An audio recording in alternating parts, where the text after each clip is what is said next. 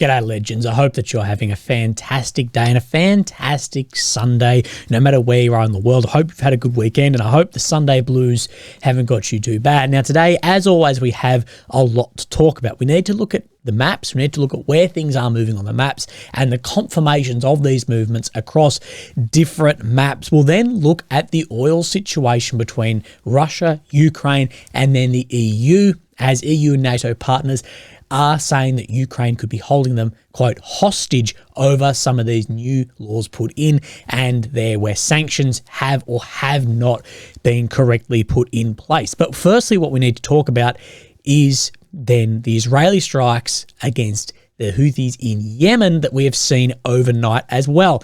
And we'll link this all in because Pete, you may call me an idiot for this, but I think a lot more of this is connected than we may be thinking. Okay, so in yesterday's video, what we then spoke about, and it's sort of coming to light now, and this doesn't help people that think I'm some insider spook somewhere, we looked at the strike against then Tel Aviv. And this was an unidentified Houthi drone, unsure where it was launched from, but it had bypassed that electronic warfare, the multiple layers of air defense, both ground-based and seaborne-based as well on ships, and had struck in Tel Aviv. Now, was this human error? There's too many humans, I believe, in this link to make it an error, and too many automated systems, and this drone then had a successful strike. Now, what I have said and what I've explored more and more is what level of connection is there between the IRGC, the Iranians, the Houthis, Hamas, and then what is the relationship between then Iran and then Russia and China? And that's something that I'm exploring more and more. Now, this is the most disliked video I've ever done on this platform, and I think a lot of people didn't listen to it and listen to the questions, or I think people saw the title and then clicked off it. Go and watch this. Even if you disagree everything of what the person I'm interviewing says, listen to some of the questions I'm asking and what I may be alluding to in some of this, and where I'm trying to pull this then a part of where this may then be sitting. Now, I'm going to be conspiratorial here just for a second, and this is pure speculation, so you can quote me on it, but no one quotes internet buddy personalities anyway. I feel like a wanker calling myself that. But overnight in Ukraine, there was a new drone, an unidentified Russian drone in Kyiv. Now, this has been downed either by EW or something here too. Now, again, this has at least bypassed some systems, and it's said to be an ultra low flying drone between 20-30 meters, so you're talking 60 to 90 feet, tracking the ground and making its way all the way there. Now, why I bring this up, I'm not saying these are the same drones, but what I'm suggesting is these countries may be sharing then a lot of then technology between them. And from the shitty video we have in Tel Aviv, we can't see if it is or isn't the same. But what I'm getting to is I believe there's a lot more tech sharing there than we may know now. And that's what I'm trying to explore in that interview, regardless of the politics. That's what I'm trying to explore there. Now, we'll look at the strike. We'll look at what the Houthis have said, and then we'll talk about Wall Street Journal as well. So let's just have a look at some of the makeup of then the IRGC. So we have then Iran in the middle, and of course then out to these ones of which you're familiar with, then Gaza, which you're familiar with, and then in Yemen, another group which I'm sure you'll be familiar with, and how this sort of the web grows out from here.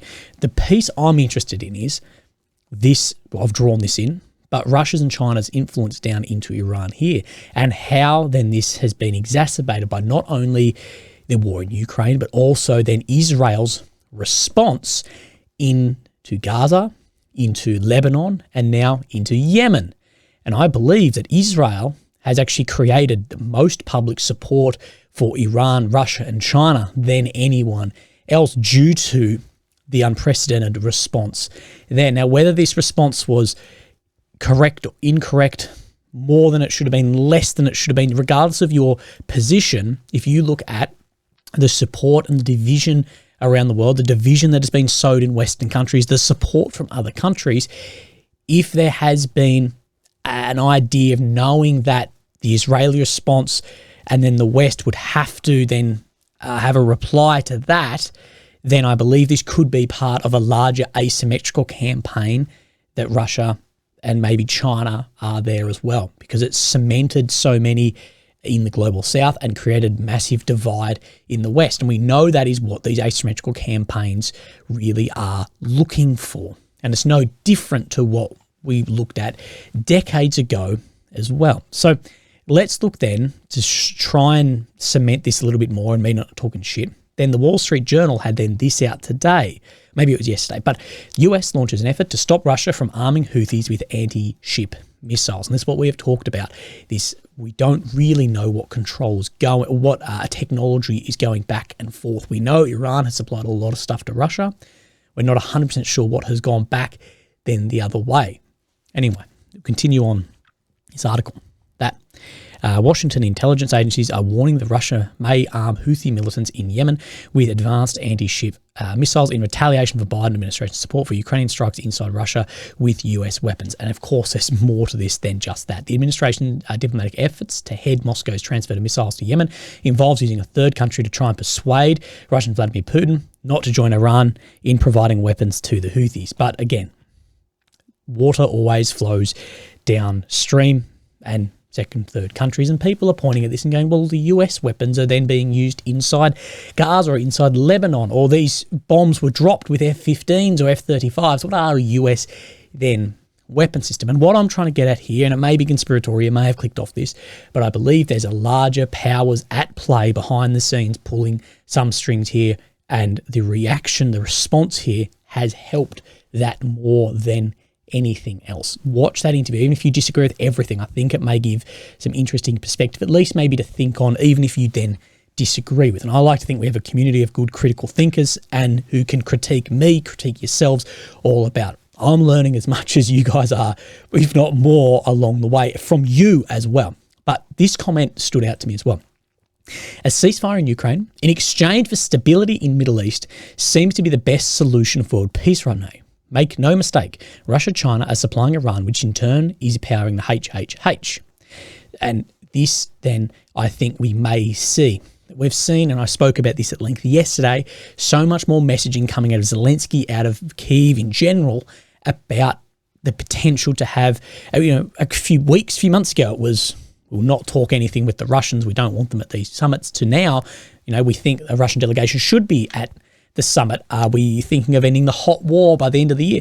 Very different. And what has changed?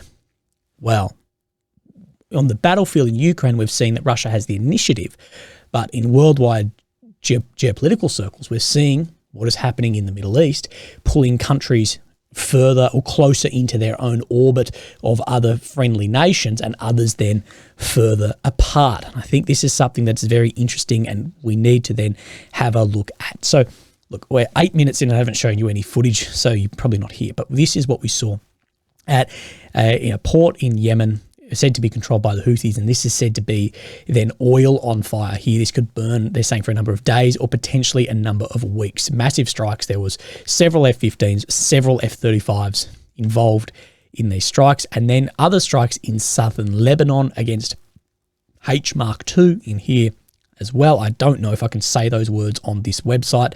I trust me, I know I got a warning for, don't worry, either way, but there's been a number of strikes carried out then overnight. Now, the IDF has then put out this, the Israeli Defense Forces, after 9 months of continuous aerial attacks by the Houthis in Yemen toward Israel, the IAF fighter jets conducted an extensive operational strike over 1,800 kilometres away against Houthi terrorist military targets in the area of, this is the port that was on fire we showed you. This port serves an entry for Iranian weapons for the Houthi terrorist regime.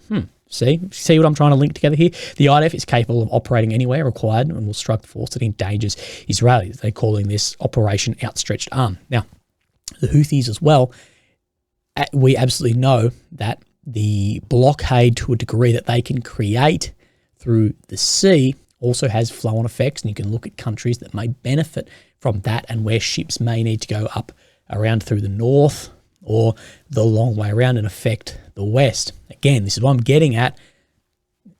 There may be a larger asymmetrical effort going on here, of which that effort I actually believe the West is losing. The asymmetrical effort in Asia, Africa, all over, I believe we are very unsuccessful in that. One, due to a lot of our own hypocrisy and messaging and failures there too. And secondly, because of the response from Israel has absolutely sped up that divide as well. That's what I see. Now, I know people will go, yeah, but the response was this, the response was correct, the response was incorrect.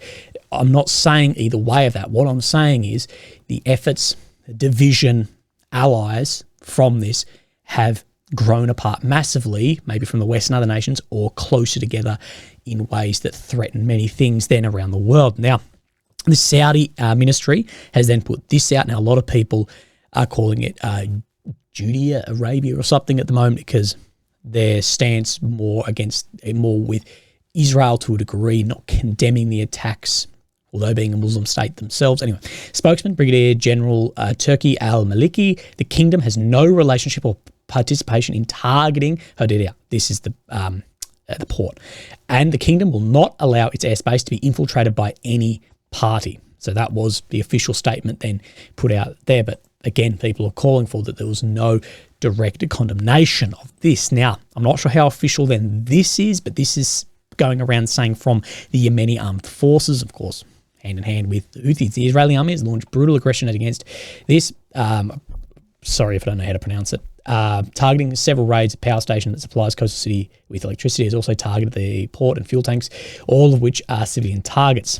The Yemeni armed forces confirmed they will respond to this blatant aggression and that, with the help of Allah Almighty, they will not hesitate to strike vital targets of the Israeli enemy, while confirming what was stated in their previous statement regarding considering the occupied Jaffa area as an unsafe place. So again, like that comment I showed you from Twitter, that could there look to be ceasefire in Ukraine to try and create then a stable Middle East? As I believe, yes, Ukraine has a threat of expanding into a wider conflict and bringing in more countries, but I believe the threat of that in the Middle East is significantly more. The Yemeni armed forces, under the guidance and faithful leadership and with members of the free, great, steadfast, struggling Yemeni people, solid, stand with them and will not stop operations in support of our brothers in Gaza, whatever the repercussions and whatever the results are. And they are preparing to help with Allah Almighty, along with the enemy, until the aggression stops and the siege is lifted and the crimes committed by the enemy against the Palestinian people in the Gaza Strip is over. The Israeli aggression against Yemen requires all the people of the nation to take serious action in support of the Palestinian cause and the rejection of the Israeli aggression, and in solidarity with the bloodshed and oppression in Gaza. The great Yemeni people and the leadership of the armed forces will overcome, with Allah's help, this challenge. Just they have, with Allah's help, overcome challenges during the past years. Long live Yemen, free, beloved, independent. Victory belongs to Yemen. Allah is sufficient for us. He is the disposer of affairs, best protector, best helper. So, yeah, that's, I know I may be, a bit up in the air, but I fully believe that there is a lot more going on behind the scenes here of those levels of connection. I think this will have a lot of effect into Ukraine as well, about people seeking stability in the Middle East.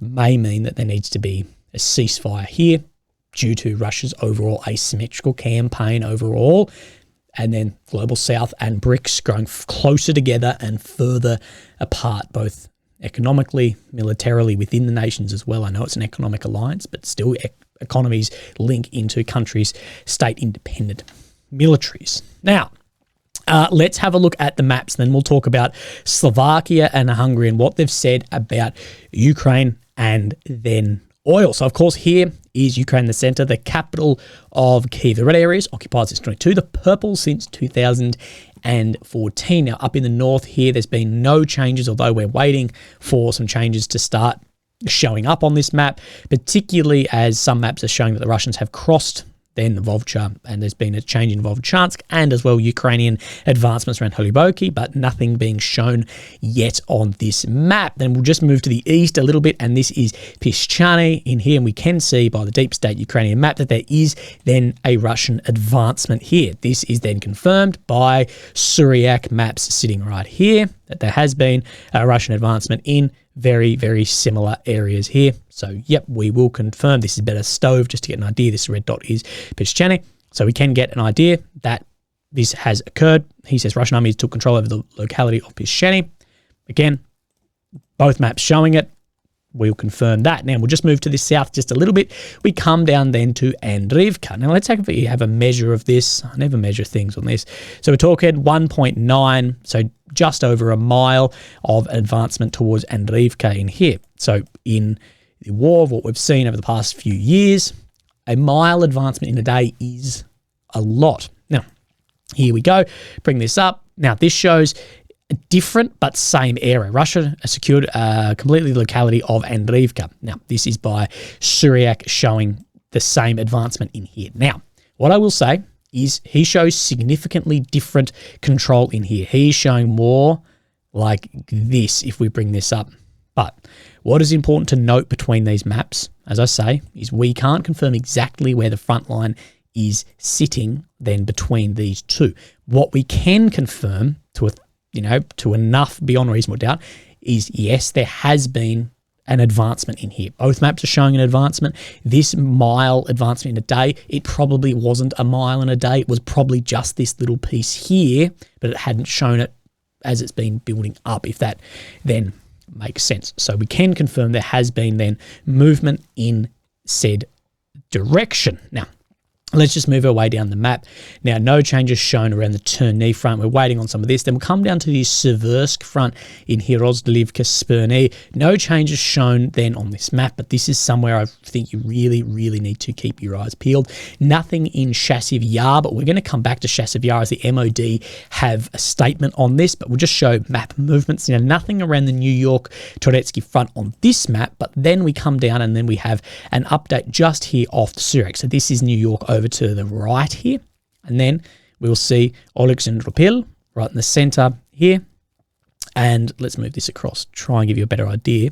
So see where this road comes down out to the south and then directly east, right in here. That Suryak is showing that this just direction where my cursor is has been filled in by the Russian forces over the past 24 hours, not confirmed on other maps. But then we need to come across to the Avdiivka Osheretny front. Now, I don't want to say I told you so, but it's happening like we have explained. And I think it's not because I'm some analyst, it's because I think it was very obvious. We talk about envelopments, and we talk about what I'm calling the girth maneuver.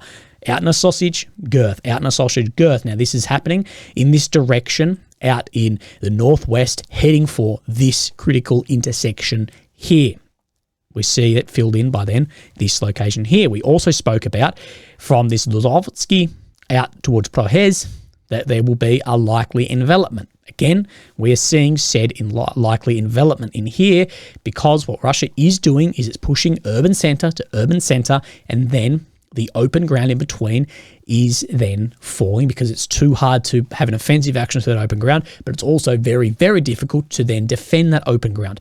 We will see the same eventually between Novoselivska, Persha, Yasnaborivka, Netelyovo with these open grounds through here as well. And this is what we're seeing now in this section, as well as a Russian advancement through the remainder of Prohez and Vovchi, or heading to Vovchi here as well. Of course, then the overall is towards Pokrovsk, although that's a hell of a long way away, but happening in here like we expected to a degree. Now let's have a look on this one right here. Again, this shows the exact same movements of what we have spoken about. Now it shows a lot more control between the Luzovsky and this Novoselivsk and Rivka front. That's not pronounced correctly, but it shows more in here. Regardless, it shows the same envelopment happening around Prohez as well.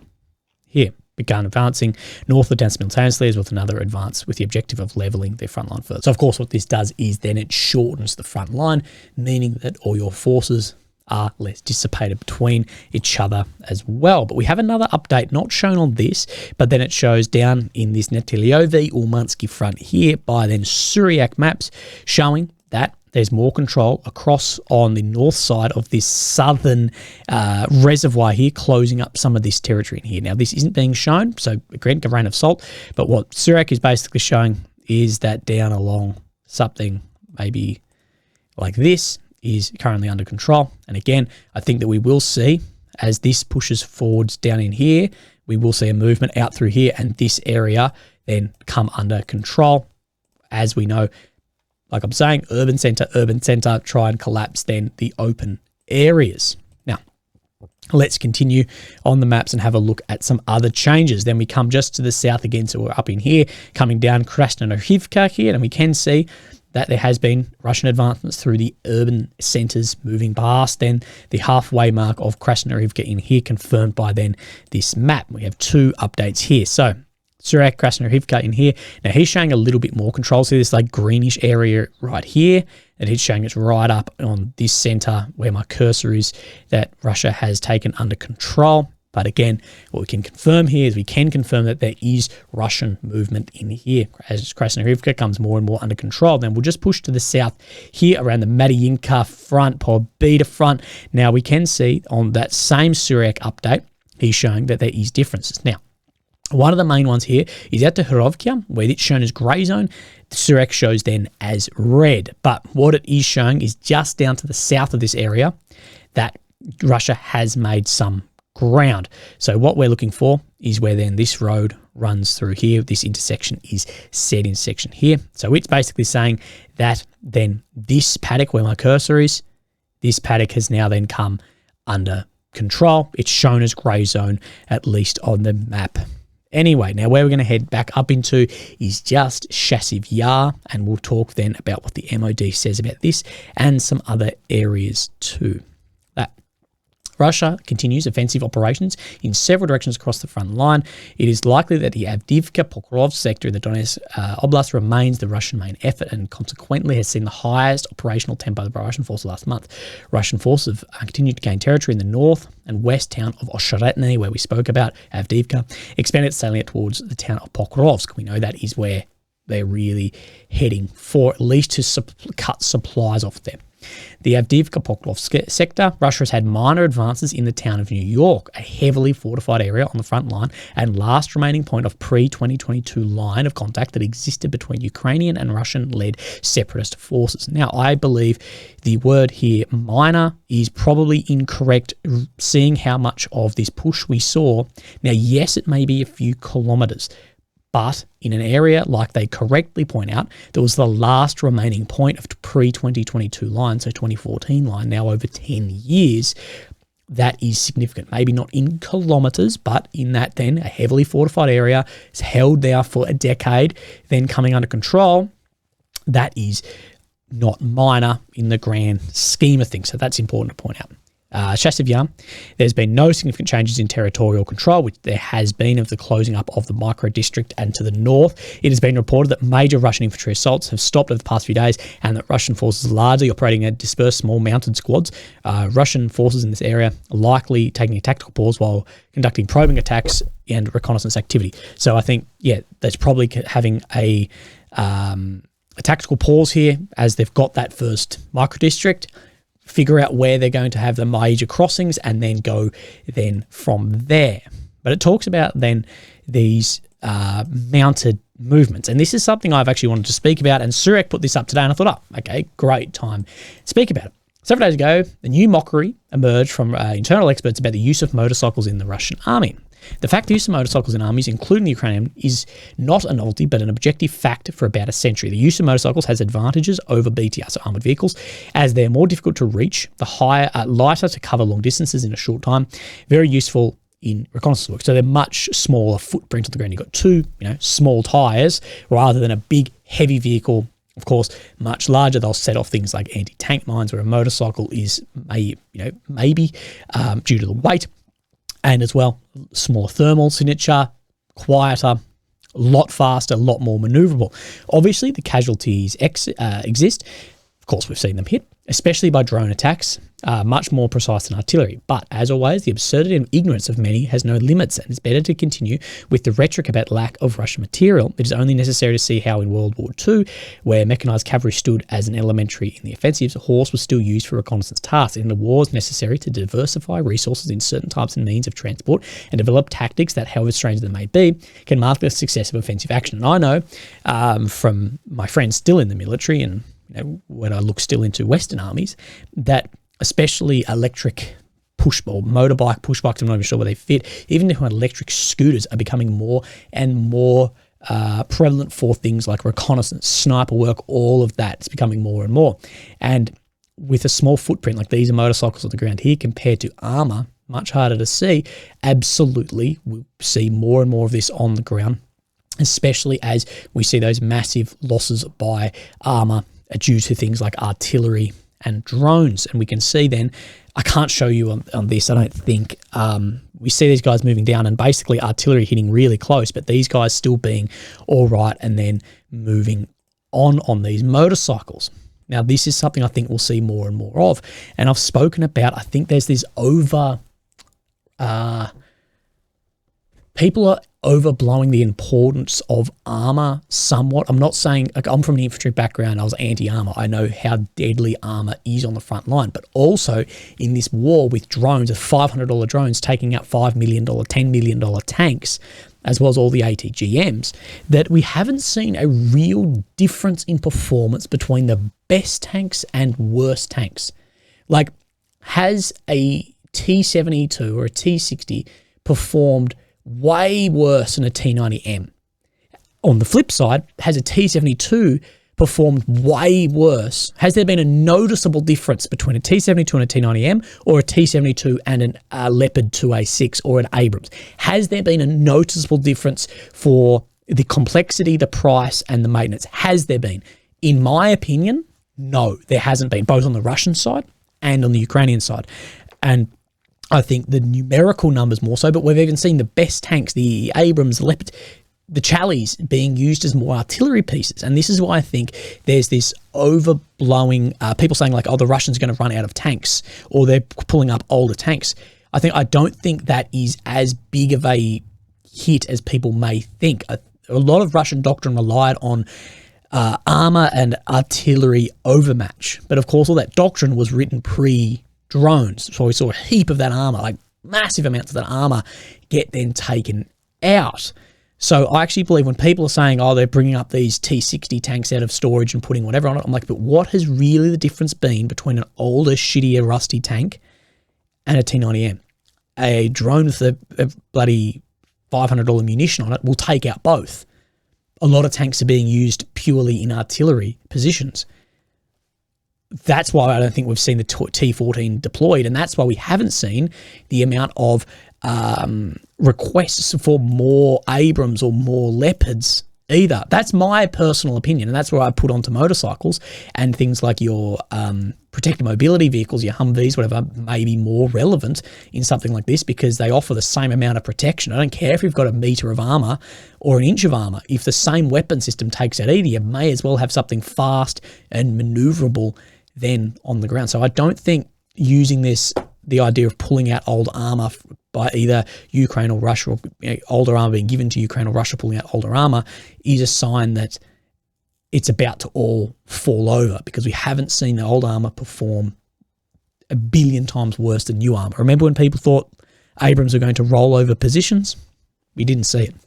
Anyway, let's then talk then about oil. So all war boils down to oil and or God. Now, let's have a look at this. Now, Hungary is racing against the time to avoid power outages and fuel shortages after Ukraine imposed a partial ban on Russian oil passing through its territory. So this is what a lot of people don't understand. There's still pipelines flowing from Russia through Ukraine that have not been hit by Ukrainian munitions or Russian munitions, because it's blocking, the money's going through there as well. So take that as you will. Kyiv last month imposed sanctions blocking the transit of pipeline crude sold by Moscow's largest private oil firm, Lukoil, to Central Europe, partially negating an exemption to sanctions set up by the EU. So the EU had exemptions for this put through, and Ukraine has now taken in their own to then negate that.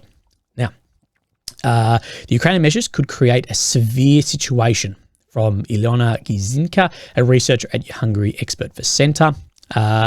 That Budapest top diplomat has said it could threaten Hungary's long-term security, saying all Ukrainian authorities showed a willingness to find a solution to the situation, but these attempts have faded since. At a meeting with Russian Foreign Minister Sergei Lavrov, this same guy, the top diplomat for Hungary, argued the country had begun talks with Moscow to find alternative supplies of oil. So they're looking for some other level of supply here. Let's continue on with this. Following Moscow's full-scale invasion of Ukraine, the EU imposed an embargo on imports of Russian oil arriving to the bloc by sea, but it exempted pipeline supplies, including those coming by the Druzhba pipeline to Hungary, Slovakia, and Czech Republic, the same one we are talking about. Ukraine has now taken the matter into its own hands, according to this bloke, a Ukrainian lawmaker on the opposition of pro-EU party, saying, we have been waiting for over 2 years for the EU, for the G7 to introduce real sanctions against Russian oil, noting the pipeline still carries 200,000 barrels of oil crude a day, but have taken that into their own hands. Again, what I will say is it is affecting these countries that are EU, NATO members and can have a lot of say on how things go, although we do know that although EU and NATO require all hands on deck to vote something, we know there's been ways around to get around where Hungary or Slovakia may be sitting as well. Anyway, Sosavan also hinted at a secondary aim for the ban. This is more so what I'll say it is, to overturn Hungary's opposition to weapon deliveries to Ukraine and Kiev's accession to the EU, saying we have really tried all diplomatic solutions, but they never worked. So it seems like we have to find some other approaches in how to talk to them. So there's a few things at play here. One, are you trying to limit money flowing back to Russia because of this oil flowing through? Or is there taking a bit of hostage of Hungary's opposition to, say, more weapons or whatever to Ukraine and also doing their own peace thing, trying to hold that hostage a bit to say, hey, we can control your oil through our territory regardless of where sanctions and embargoes are sitting, then try and overturn where Hungary is sitting in this. I think it's a dangerous then game for Ukraine, who's not in the EU or NATO, to then play. And Robert Fico, recently shot as well from Slovakia, has then said this: the inclusion of Lukoil in the sanctions list is just another example of senseless sanctions that do not hurt the Russian Federation, but mainly some of the European Union member states, which is unacceptable, primarily Czech Republic, Slovakia, and Hungary. Now, he has said more so here. He has had a phone call with Ukrainian Premier. This was from a Hungarian media. Spoke on the phone with Denis Shamil, who we've spoken about before. Now, Fico says Slovakia doesn't intend to be the hostage to Ukrainian-Russian relations, and the decision of the Ukrainian president means that the Slovak refinery Slovnaft, a member of the Hungarian MOL group, will receive 40% less oil than it needs for processing. It will have an impact not only on the Slovak market, but may also lead to the halt of deliveries of Slovnaft-produced oil to Ukraine, while these make up for almost 1/10 of the entire Ukrainian consumption. And this leads into what he has said about, is it hurting the Russian Federation or is it more hurting EU nations? But that's where I lead into that second point, given that, yes, but is it overall about to try and swing Hungary and Slovakia's political diplomatic pull by holding the oil to them to be maybe more friendly towards Ukraine? That makes sense? Anyway, legends, I hope that you're having a fantastic day. I hope you're looking after yourself, and I hope you have a great week at work. I'll speak to you through the week anyway. So look after yourself. I'll speak to you soon. Thank you. Bye-bye.